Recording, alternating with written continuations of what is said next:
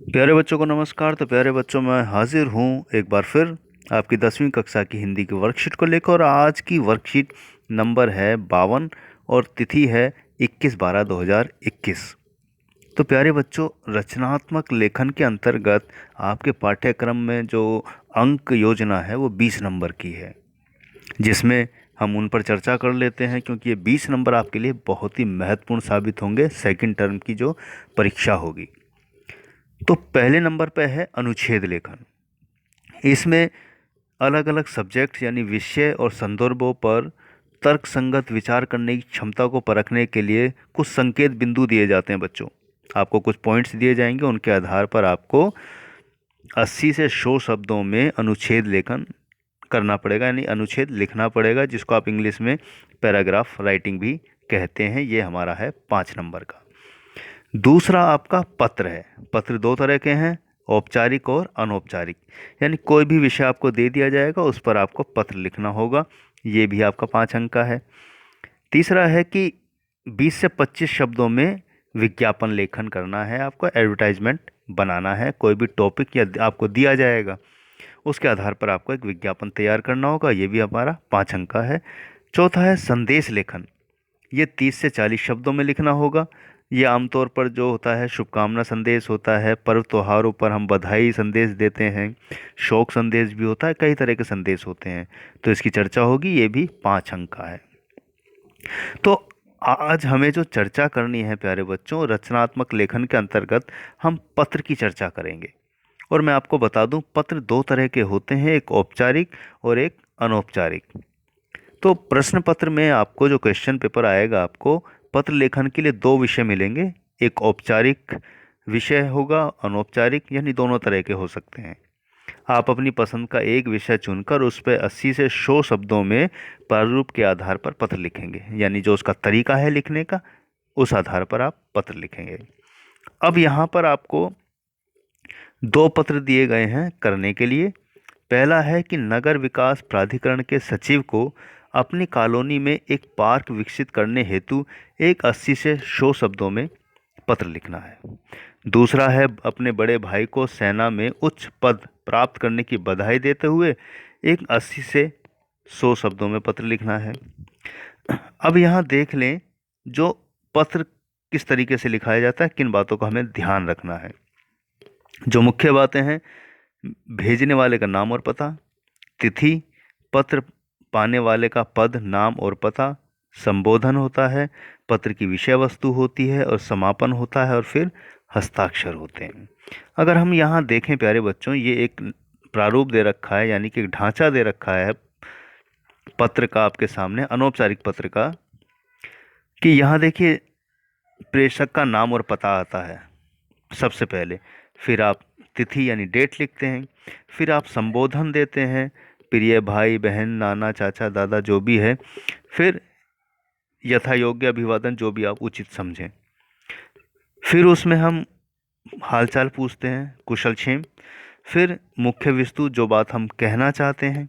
तीसरा अंत जब हम कर देते हैं, उसके बाद किसके साथ क्या संबंध है, जिसने पत्र लिखा है उसका यहाँ अंत में नाम आता है। तो खैर, अभी हमें जो पत्र यहाँ अभ्यास के लिए दो दिए गए हैं, उसको देखकर आप और आसानी से समझ पाएंगे पत्र का प्रारूप और ढंग लिखने का कैसा होना चाहिए। तो पहला पत्र जो अभ्यास के लिए दिया गया है कि नगर निगम प्राधिकरण के सचिव को अपनी कॉलोनी में एक पार्क विकसित करने हेतु पत्र लिखना है। तो यहाँ क्योंकि पत्र आप एग्ज़ाम के अंदर लिखेंगे, तो इसलिए किसी एड्रेस की आवश्यकता नहीं है। तो आप अपने पते के स्थान पर परीक्षा भवन, मयूर विहार, या जहाँ भी जो भी स्थान का नाम लिखना चाहें आप लिख सकते हैं। क्योंकि आप एग्ज़ाम रूम से पत्र लिख रहे हैं, तो यहाँ परीक्षा भवन आएगा। मयूर विहार डाल दीजिए, कुछ भी डाल दीजिए आप जगह का नाम। फिर उसके बाद तिथि यानी डेट लिखनी है आपको, जो भी उस दिन की हो वो आप लिख दीजिएगा। उसके बाद जिसको आप पत्र लिख रहे हैं उसका एड्रेस पता आएगा।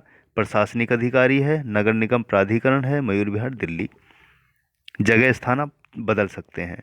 फिर विषय, औपचारिक पत्र लिखते समय हमेशा आपको ध्यान रखना है, विषय अवश्य लिखा जाता है।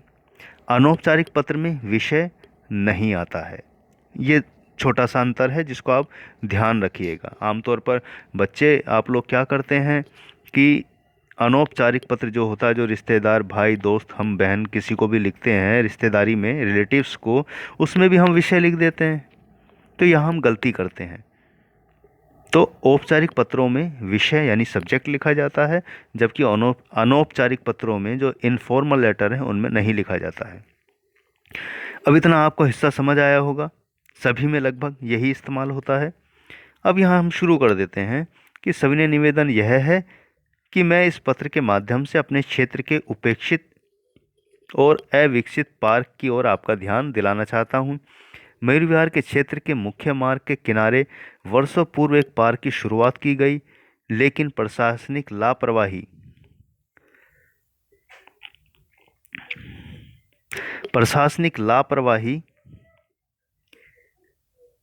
के कारण उसका पूर्ण निर्माण नहीं हो सका।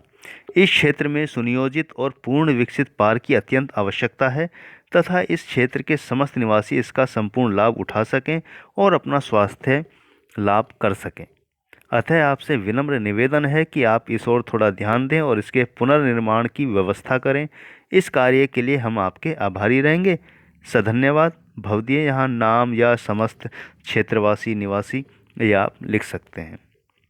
तो औपचारिक पत्र जो होते हैं यानी फॉर्मल लेटर जो होते हैं उसमें हमें कुछ बातें ध्यान रखनी पड़ती है कि जो हम रिश्तेदारों को पत्र लिखते हैं उसमें हम हालचाल पूछते हैं, लेकिन औपचारिक पत्र में हमें मूल समस्या जो है जिस लिए हम पत्र लिख रहे हैं केवल उसी को हमें वहाँ लिखना होता है, अच्छे ढंग से समझाकर उस बात को।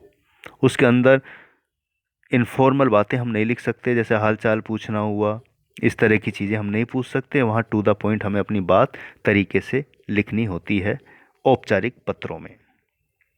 आइए बढ़ते हैं अब अनौपचारिक पत्र की तरफ। अनौपचारिक पत्र है अपने बड़े भाई को सेना में उच्च पद प्राप्त करने की बधाई देते हुए पत्र। अब यहाँ पहले आपने औपचारिक पत्र देखा, अब अनौपचारिक पत्र का नमूना देखिए। यहाँ एड्रेस आएगा K360 मयूर विहार दिल्ली, कुछ भी लिख लीजिए, डेट हो गई, और यहाँ किसको भेज रहे हैं वो आदरणीय भैया, चाचा जी भी हो सकते हैं, कोई भी हो सकते हैं, लेकिन यहाँ भैया को लिखना है तो यहाँ भैया आएगा। सादर प्रणाम। आज मैंने अखबार पढ़ा और जाना कि आपको सेना का कमांडर बनाया गया है। ये जानकर मेरा खुशी का ठिकाना ना रहा। आपको कमांडर बनाने के ढेरों बधाई। आपने यह पद प्राप्त करके आज पूरे परिवार का सर गर्व से ऊंचा कर दिया है। हम सभी को आपकी बहादुरी पर नाज है। आपने जिस बहादुरी से पिछले कुछ दिनों में आतंकवादियों से लोहा लिया था, यह घटना निश्चय ही वीरता की परिचायक है। आपको मेरी ओर से ढेर सारी शुभकामनाएं। आपका छोटा भाई। यहाँ आप चाहे तो नाम लिख दें, चाहे तो का खा गा कर दें। तो बहुत साधारण सा है, इसलिए दिक्कत नहीं है। बस केवल आप ढांचा याद रखिएगा, शुरू और अंत क्या है, और बीच का कंटेंट तरीके से लिखने का अभ्यास करेंगे तो कोई समस्या बिल्कुल नहीं आएगी।